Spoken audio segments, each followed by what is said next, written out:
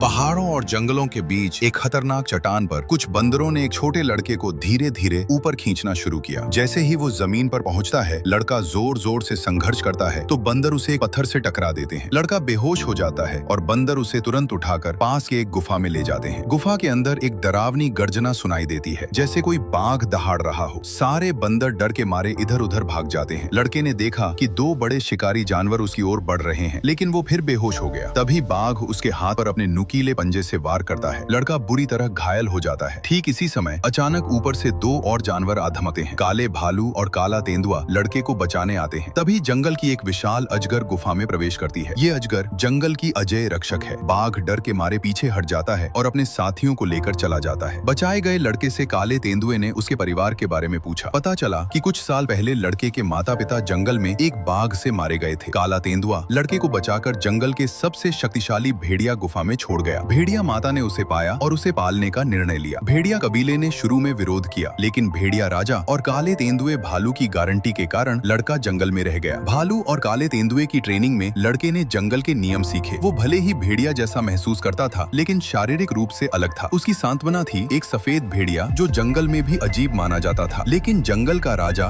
बाघ शेरली उसे लगातार निगाहों में रखता था। एक दिन भेड़िया राजा शिकार करते समय चोटिल हो जाता है। बाघ उसकी कमजोरी का फायदा उठाकर विद्रोह भड़का देता है। भेड़िया बच्चे भड़क जाते हैं और राजा पर हमला कर देते हैं। लड़के को भी पता चलता है कि बाघ ने चाल चली है। लड़का जंगल से नीचे जाकर आग लाता है और विद्रोही भेड़ियों और बाघ को डराता है। बाघ भाग जाता है, लेकिन भेड़िया राजा लड़के को जंगल से बाहर जाने के लिए कहता है। लड़का निराश होकर मानव गांव में चला जाता है। वहाँ उसे शिकारी पकड़कर पिंजरे में डाल देते हैं। गांव में लड़का मानव जीवन की सरलता और सुरक्षा को महसूस करता है, लेकिन एक रात वह शिकारी की संग्रहशाला में जाता है और अपने सबसे अच्छे दोस्त सफेद भेड़िया का शव देखकर टूट जाता है। वह समझता है कि अब जंगल ही उसका असली घर है। लड़का वापस जंगल जाता है। वह बाघ से मुकाबला करने के लिए तैयार होता है। हाथ में खंजर लेकर वह बाघ पर हमला करता है। जंगल के अन्य जानवर भी उसकी मदद करते हैं। अंततः लड़का बाघ को मार गिराता है और जंगल में शांति लौट आती है। आखिरकार लड़का जंगल में रहकर जानवरों के साथ जीवन बिताता है। लोगों ने उसे प्यार से जंगल का बच्चा माउगली नाम दिया।